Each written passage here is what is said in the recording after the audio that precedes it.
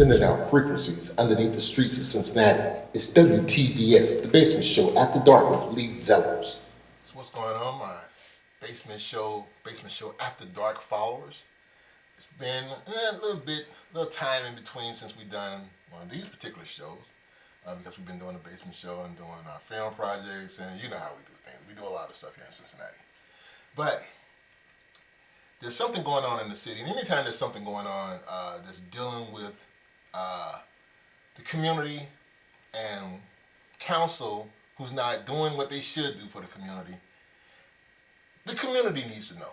People of Cincinnati need to know. So today I have on the Basement Show After Dark my guest, Vanessa Sparks. Hi, Vanessa. Hello. Good to see you. Thank you for having me.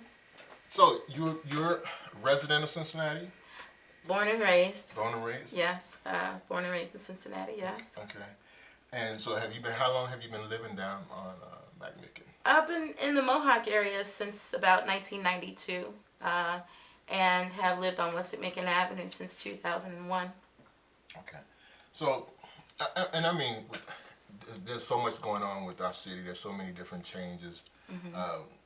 You probably come from almost a little bit of the era that I come from, where things wasn't so crazy like it is today. So we know that with progress, there's changes, but then some of the changes and some of the progress is not always great. And what we want to talk about today is what's taking place on McMicken. First of all, they got this barricade. What I want to know is, how did you get involved in this whole process with this barricade and city council putting up walls and all this kind of stuff? Well, first of all, we believe that the walls have a physical and spiritual and mental significance in the community. Mm-hmm. And so they're serving a multiple purpose for the powers that be that are choosing to gentrify our neighborhood. Right. I am director of the nonprofit organization Mohawk Area Development Corporation, and we have been a nonprofit entity in over the Rhine since 1996. Okay. And we've taken on community building projects. We've had a youth group also since 1996, Youth Opportunities, over the Rhine West End, where we've engaged the children with our 3 E's of success, which is education, empowerment, and engagement.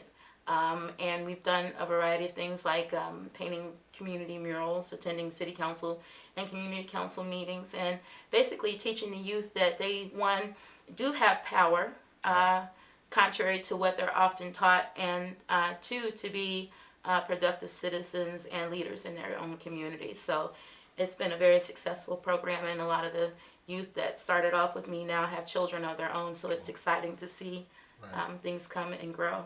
So basically, you've been pretty active in your community. Yes, very active, very active. Sometimes to personal detriment. We've suffered some on a personal level because of my involvement and my advocacy. But I do believe that the Creator has a plan for me, as He does for everyone. And I do believe that I'm fulfilling my vision and my destiny.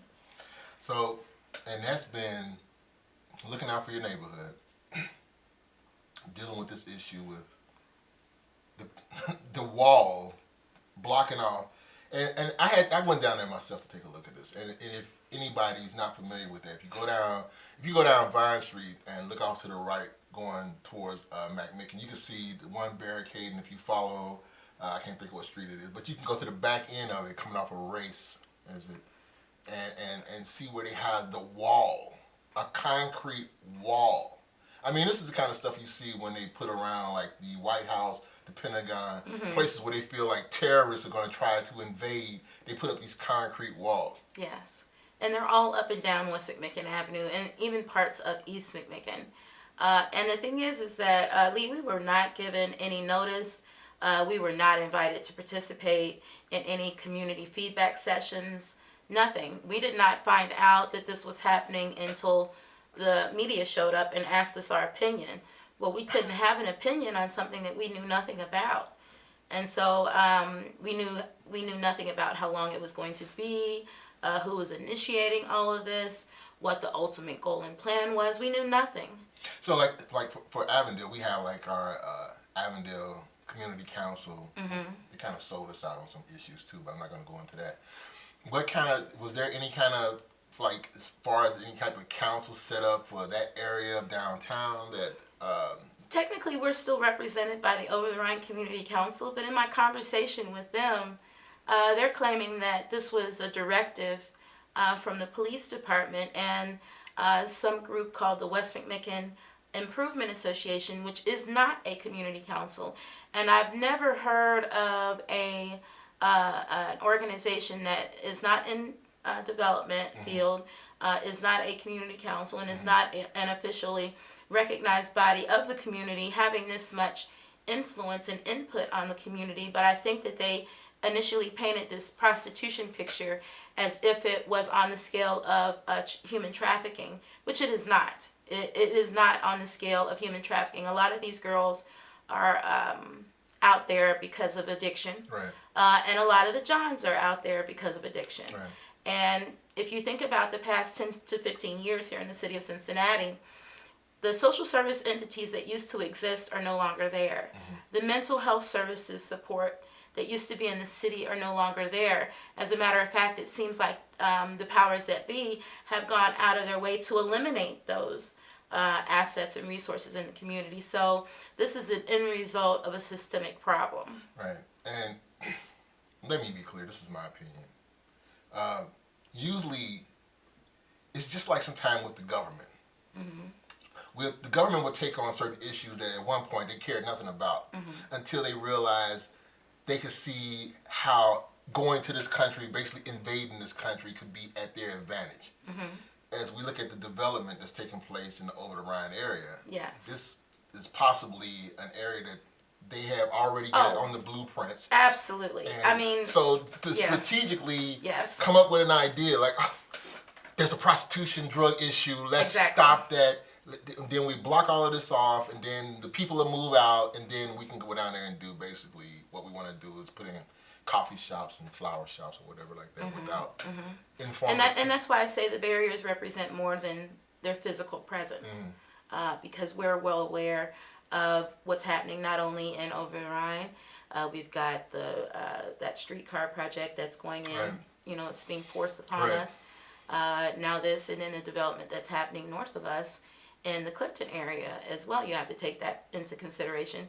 All of that new development that's just taking place up at the University Commons, it just makes good sense that Mohawk would be next. Right. Well, you know, like I said, I've invested 20 some odd years of my life in Mohawk, and then to I think it's beyond disrespectful. Right. It's beyond being simply put upon. Well, you know, and the thing too is that when you don't involve the community, you know, when you just decide that we're going to put up a wall. Right.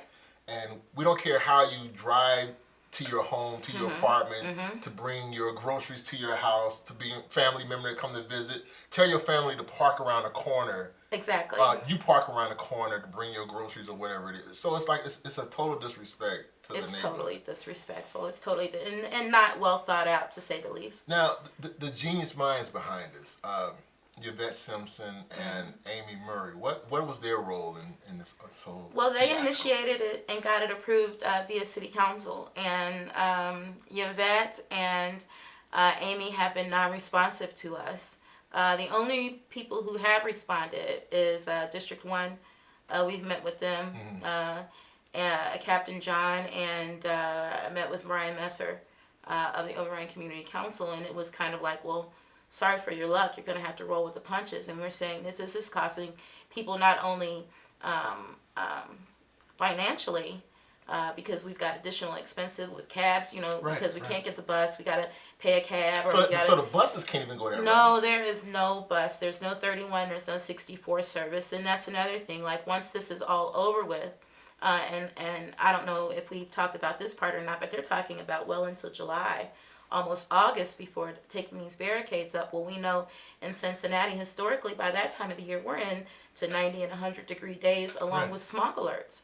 So what are our seniors and women with children and you know, who are simply trying to live, you know, what are we supposed to do?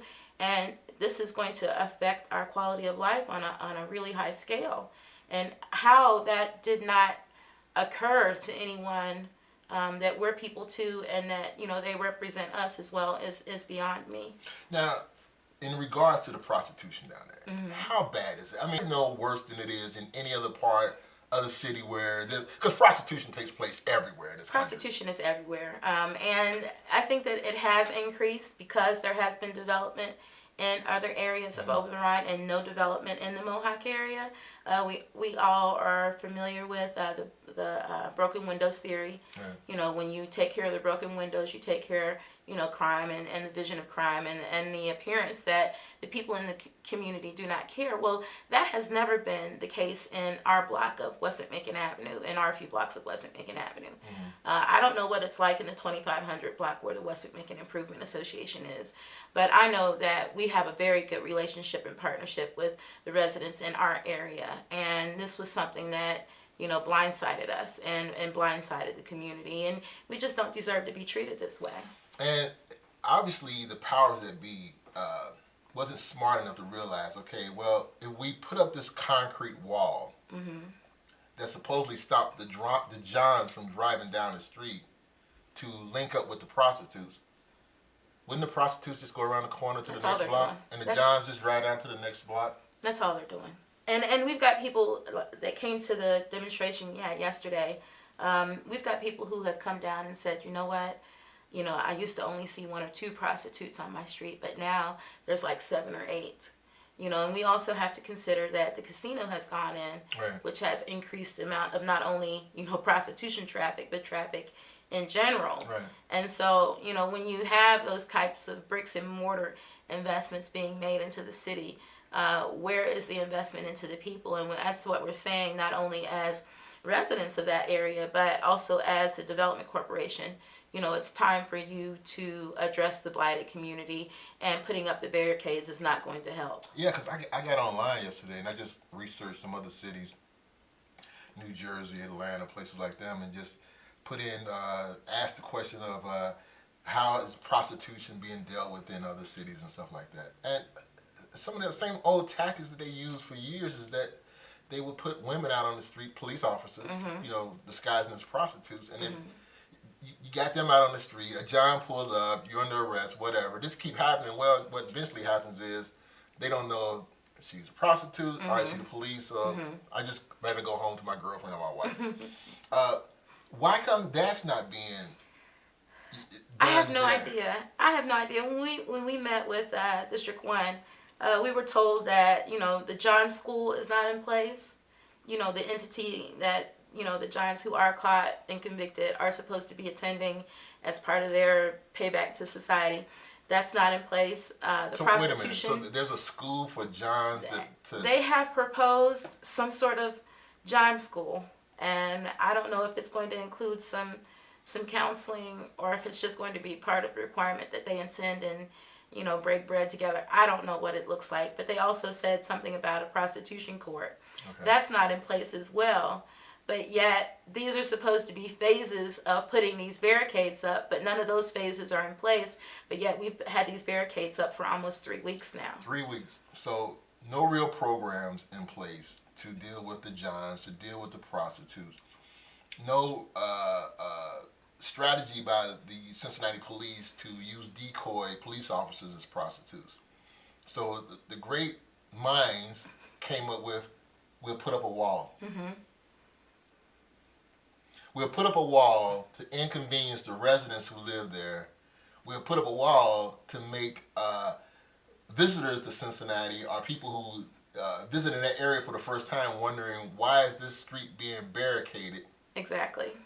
And when you go down there and look at it, I mean, it looks very barren. It's like it looks like some part of some region you see in some other country where they got the concrete wall up and you see no activity. I didn't even see a cat or a dog walking around. Yeah, it's pretty much stifled. Isolated. It's stifled our community, and that's a shame to say. Like, you know, even the people who have children in that area, they're going to other places. They're not allowing their children to play out front, or, you know, as we have historically have done. Because, like I said, we have a safe zone in the area where we live. We have a certain amount of rapport with the prostitutes in the area. They know that that's a safe zone. They know not to hang around there, and so that's just it's just a world of difference in the sense of community between where we are, closer to the Ravine, West McMicken, Liberty Street Right. area, than in the 2000 block where this was imposed upon us. Now, also, I hear that there's I don't know if they're doing this at this moment, but I'd heard that they was going to, as they bust the Johns or whatever, they were going to publish their names in the newspaper, and then, if I'm not, I don't know if this is actually true or if this was just a rumor, that they was going to actually call their wives. Is there any truth to that? That's what I've heard too. And I know, I think if I had a husband that was out gallivanting the street, I wouldn't need a phone call from, the police department telling me they've caught my husband, my significant other, in the street somewhere. Usually a wife already knows. Well, and so, here's, but I don't mean to cut you off, but here's the thing, what I'm looking at is, okay, you bust this John. You publish his name in the newspaper under whatever, how you going to have this listed, Johns we caught down on the McMicken tricking, whatever. Now, not only do the family know, his employer know, his friends know, the whole community know. So is the idea of like, if we shame this individual, this will stop him from coming down here. Versus if we come up with a program that John School, whatever, which I never heard anything like that, but if we come up with a program for the Johns, for the prostitutes, if we do something where we use our police to as decoys, other strategies to probably lessen the situation, versus call Mrs. Jones, hi, this is police so and so. We got your husband. He was down here in a car with a prostitute. Would you like to come down to the police station? That just sounds crazy to me. Well, the entire program is crazy. It just doesn't make common sense. So, like, where are we at now with this? Is we just at a stalemate? Is there any movement going on? Is there anybody on council just seem like they're willing to like listen to your side of the story? Unfortunately, we are almost at the realization that just because they come to the community when it's voter time, when it's time to vote them in office, still does not mean that we necessarily are considered their constituents. And as they are devising the plan to embarrass or shame these Johns into doing the right thing, we may be forced to shame them into doing the right thing. Because, like I said, financially it's costing people. We haven't gotten into the summer months yet. Right. And I would hate for a senior citizen to die on West McMicken Avenue, carrying groceries home in 90-degree weather, all because someone was too stubborn to do the right thing by the community. I always talk about this. Where's the passion? Where's the sensitivity? Where's the humanity? Exactly. Here you have someone who may live in the middle of the street, an elderly person. Yes, and we do. And they getting off the bus that would have stopped close to their house, where they could have just carried their groceries and went on into the apartment. Now they got to get off somewhere a block away, carry some heavy groceries that could, like you said, this could be there in the hot months of July and August. Yes. And the person basically is trying to get to their home. They need to take their groceries. They need to get to their home. I'm just kind of, I don't understand sometimes the logic behind the council who will go along with something like this versus trying to communicate with the people like yourself who's been living there, who they probably could say, okay, there's a situation going on here in the street with prostitution. We want to do something about this. There are others on council, whatever, who have brought up ideas about putting up a wall or whatever like that. Some of us don't agree with that. Do you have any ideas? Is there anything that you can work with us on? I mean, wouldn't that make sense to? And I'm pretty sure you might. Perhaps that would have made too much sense. And sometimes the decisions that are made in our city come down to money, and people who have money. People who want that area. And people who look at that area and have been salivating for the past 10 to 15 years, waiting on everything else to happen around it, thinking, I guess, that the development corporation would get discouraged and go away, meaning me and the people that support the organization that I have, but we haven't. And now they're being forced to deal with us. Now they're being forced to say, this is the money that we're going to be investing. They're already investing on the southern end with the streetcar. And a percentage of that money is supposed to automatically come to the Development Corporation.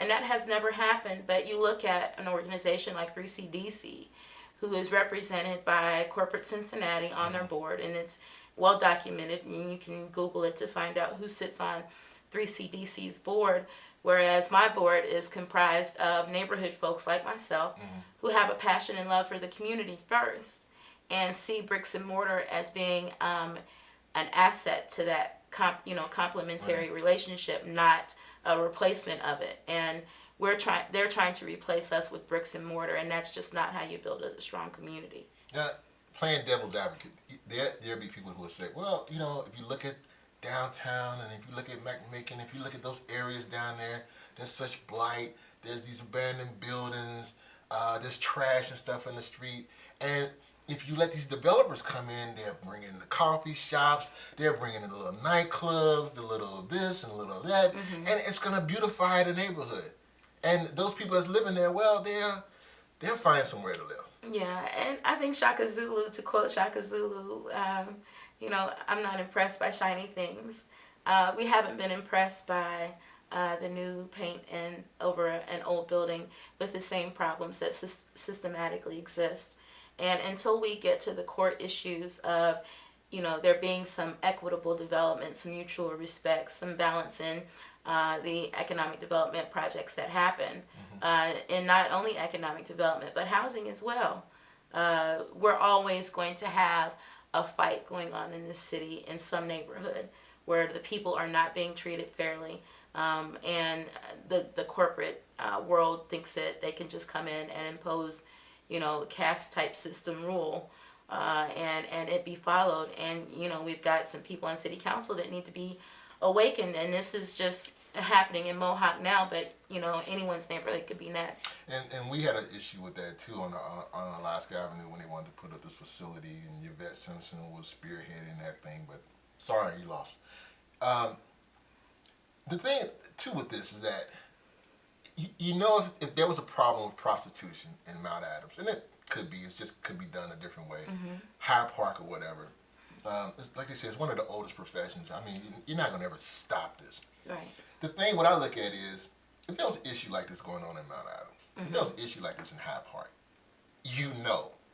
they would not put up a wall on Paxton Avenue. I mean, can you imagine that? But when it comes to the community, where you have the working class, the less fortunate, the people who don't have the corporate jobs or whatever, they'll come in these neighborhoods and feel we do what we want to do. Right. And we're the people that they're supposed to represent the most. Right. And that's so backwards. Right. It's so contradictory to everything, not only the Constitution, but our civil rights and our human rights. Right. We put these people in office to represent the best interests for everyone, not just the petty bourgeoisie. And unfortunately, that's who they're representing right now. They are not representing the people. Right. So where we going with this? What are I know you probably have strategic things that you're trying to do that you don't want the public to know, but it's those things that are not strategic that you do want the public to know. Where are you trying to go next? What are the next steps? Well, we are not going to give up the fight. That's the main thing. Until those barricades are removed and our bus transportation is fully restored, this is going to continue to be a battle. We are on social media. We do have a Twitter account, and we also have a petition where people can sign online to have our street reopened, and it's on a site called The Petition Site, and you can look under We Ain't Trickin', Open Up McMicken, and we also have a hashtag on Twitter with the same name, We Ain't Trickin', Open Up McMicken. And what we want to do is ask people to support us. Call Yvette Simpson's office, call Amy Murray's office, call Captain John at District 1, and tell them, this is something that's unacceptable, this is something that is inhumane, and this is something that the city is never going to forget. This is week 3